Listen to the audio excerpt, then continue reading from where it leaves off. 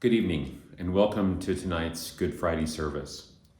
Instead of our typical, more dramatic Good Friday service of 7 last words, this year, for a number of different reasons, we've chosen a service called At the Foot of the Cross, a more contemplative service with music chosen by our church musicians.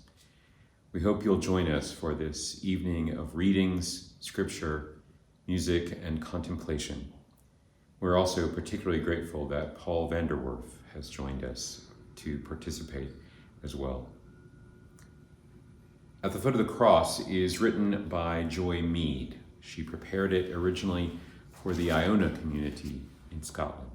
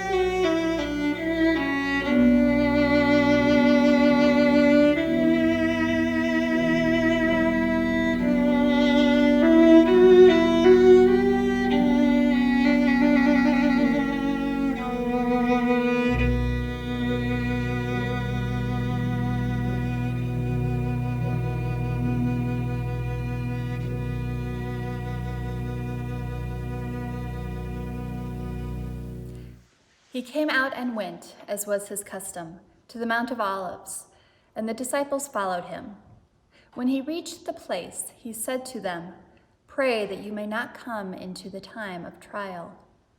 Then he withdrew from them about a stone's throw, knelt down and prayed, "Father, if you are willing, remove this cup from me. Yet not my will, but yours be done." Then an angel from heaven appeared to him and gave him strength.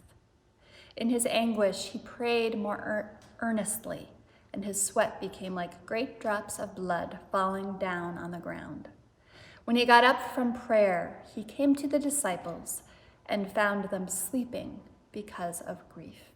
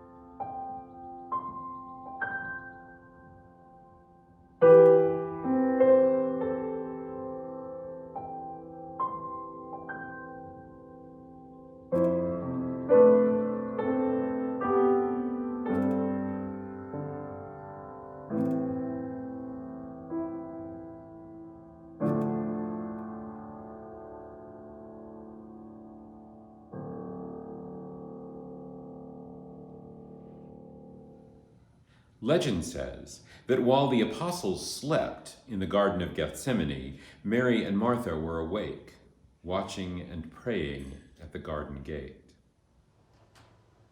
At Gethsemane, the skirts of light grow wider in the immense dark, revealing watchers at the gate. The women there, watching, seeing, awake, waving without interfering, quiet in their humble love. While sleeping men no longer attend, the women focus wholly on the depths of human experience. Helpless, baffled, marginalized, with precious generosity, they minister with eyes and ears. They are waiting with patient attention for the insight not yet given, waiting and never relinquishing the ability to feel, never losing the capacity for compassion or the strength to hope, waiting and holding on to their vision, forever at the gate, forever ready. But the story won't let us stay in the garden. We must follow. Then the soldiers of the governor took Jesus into the governor's headquarters, and they gathered the whole cohort around him. They stripped him and put a scarlet robe on him, and after twisting some thorns into a crown, they put it on his head. They put a reed in his right hand and knelt before him and mocked him, saying, "Hail, King of the Jews." They spat on him and took the reed and struck him on the head. After mocking him, they stripped him of his robe and put his own clothes on him. Then they led him away to crucify him.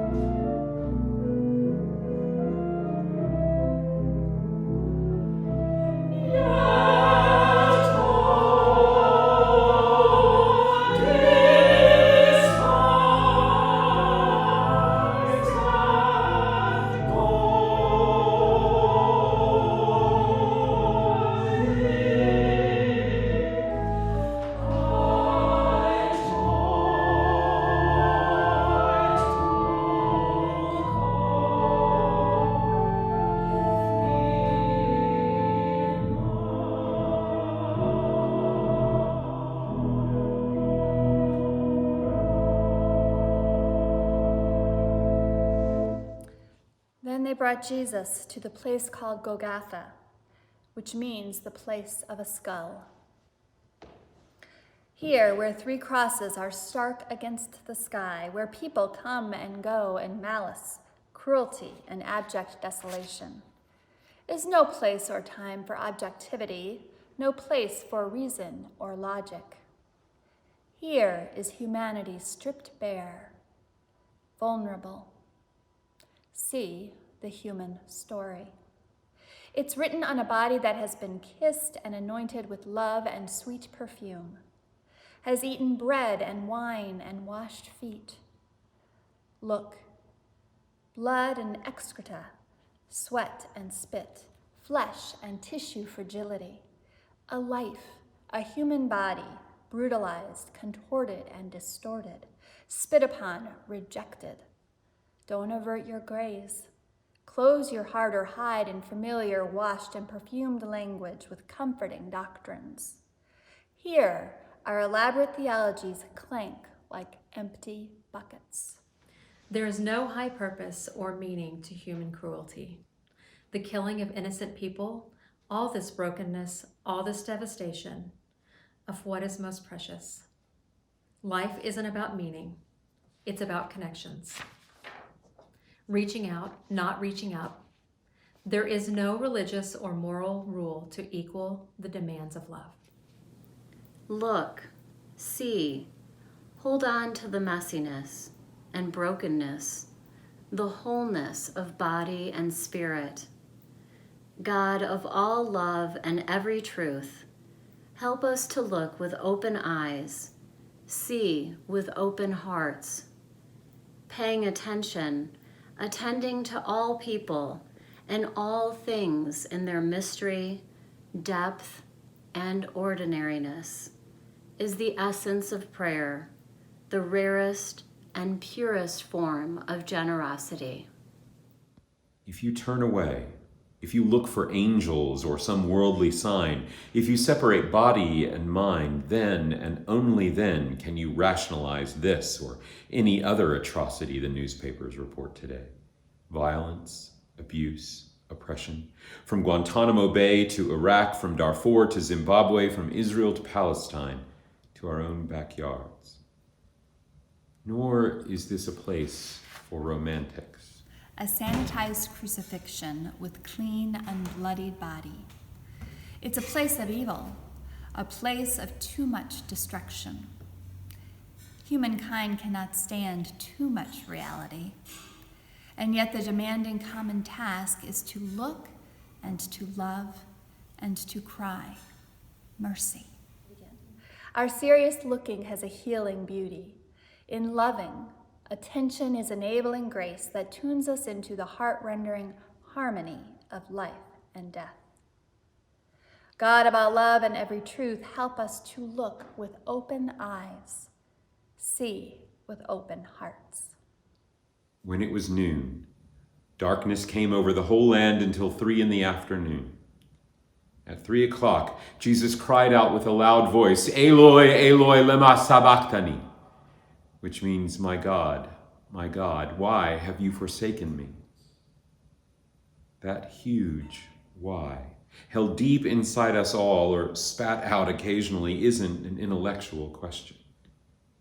It's a cry of agony.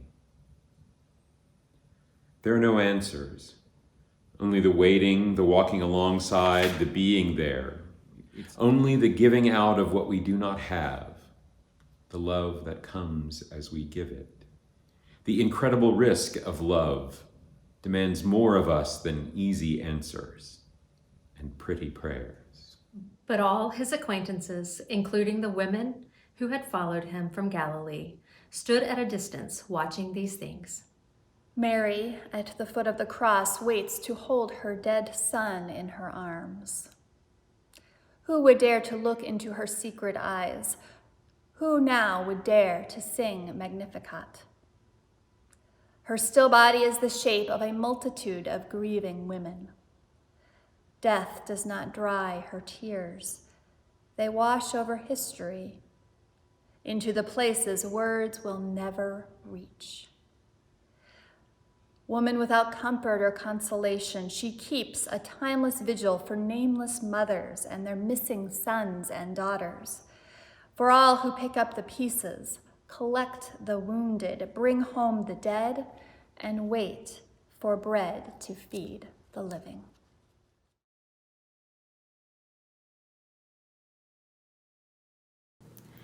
There will always be the waiting with the dying, waiting at the bedside of a sick child, waiting at a peace vigil, waiting for news of missing sons and daughters, husbands and wives, mothers or fathers, waiting amid illness, abuse, oppression, waiting at the gates, waiting at the place of desolation, the human rubbish dump. There will always be the watching, the standing alongside through the long night, preparing food for the weary, caring for the children, encouraging with a word, a smile, a hug. Presence and compassion, not ministering to, but being with. Some women of the company watch with the angels from their own place, somewhere at the margins. Where bread and wine, spices and perfumes, loving and caring flow freely. Where they mourn and cry for children, living now and yet to be born. Where seeing into the heart of all things is by the clear light beyond death. So that the margins are becoming a new center. Hopes and dreams men call foolish nonsense are not leading to chapel or church, temple or synagogue, but to the foot of a cross, to wonder at a story ordinary enough to live by, to wait silently for men to outgrow their madness and the sun to rise again. Waiting is a sign, a living poem. Waiting carries the needs of the people quietly within. They also serve who only stand and wait. Weep over injustice. Rejoice in goodness. Love outrageously. Let uncertainty flow on the stillness of our bodies, for we know not what we do, nor what we can do. God of all love and every truth, help us to look with open eyes, see with open hearts.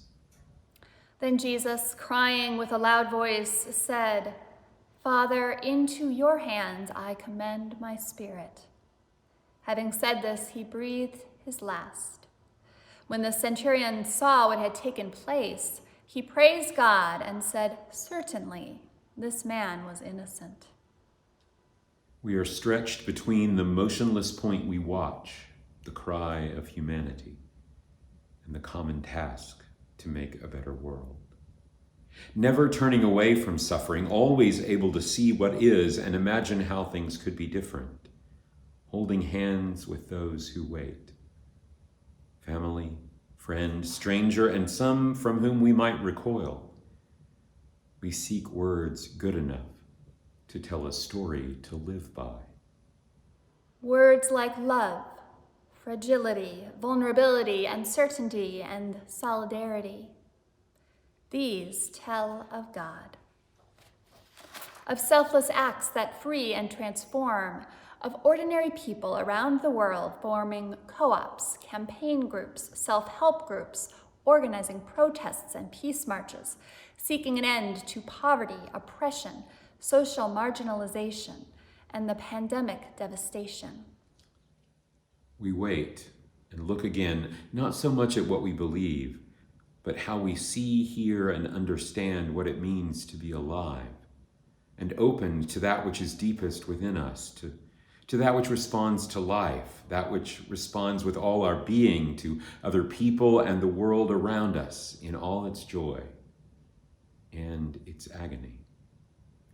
There is at large in the world amazing imaginative power to reinvent ourselves, to remake the world.